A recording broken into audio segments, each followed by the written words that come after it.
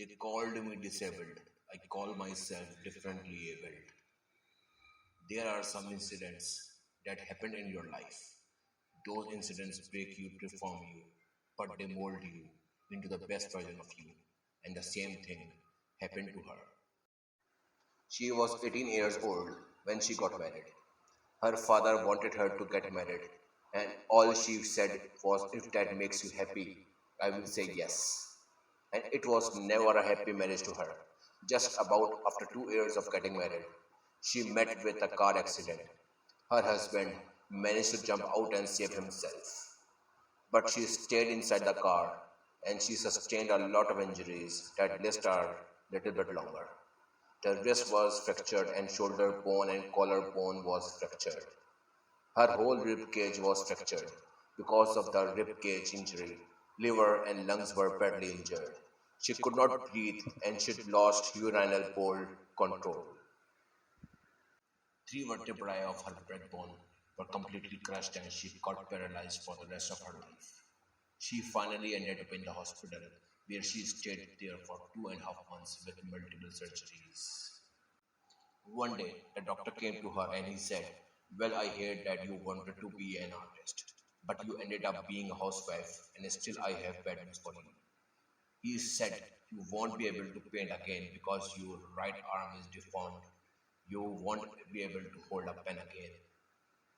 The next day, the doctor again came and said, "Your spine injury is so bad, you won't be able to walk again. Because of the spine injury and the fixation that she has in her back, you won't be able to give a birth to a child again." That day, she was devastated. Did I ask her mother that? Why she? That is where she started to question her existence, that why am I even alive? And that day, she realized that words have the power to heal the soul. His mother said, "This too shall pass. Allah has a greater plan for you. I don't know what it is, but He surely has." In all that distress and grief, somehow or the other, those words were so magical which kept her going. One day, she asked her brother, said that she knows that she has a deformed hand and tired of looking at those white walls in the hospital and she wanted to add some colors in her life. She wanted to do something in her life and asked them to bring some colors and some small canvas that she wanted to paint, and the very first painting she made was on my deathbed, where she painted for the first time. It was not just an art piece or just her passion, it was her therapy. Then she was discharged and went back home. Then she realized that she had developed a lot of pressure ulcers on her back and hip bone. She was unable to sit. There was a lot of infection in her body and lot of allergies. So the doctor wanted her to lie down on the bed straight for 2 years.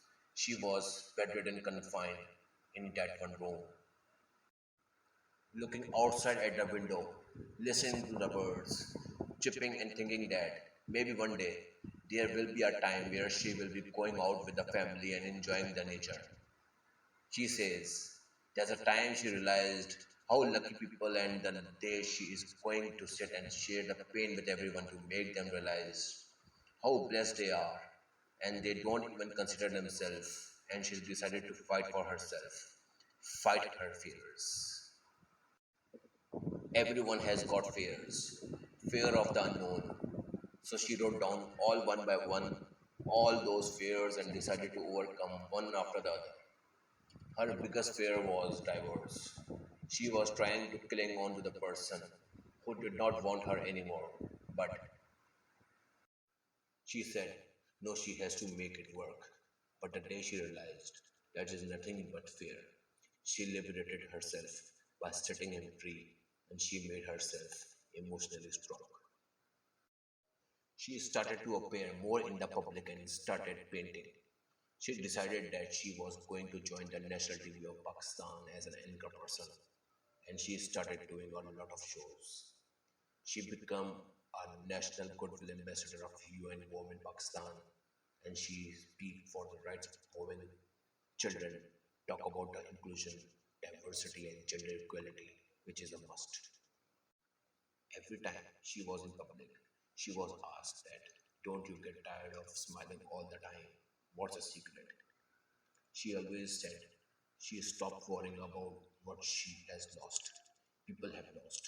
Things and people who are meant to be with me are always there for me. Live your life fully. Accept yourself. The way you are, be kind to yourself. And only then you can be kind to others. Love yourself and spread that love. Life will be hard. There will be a lot of turmoils and trials, but that will only make you stronger.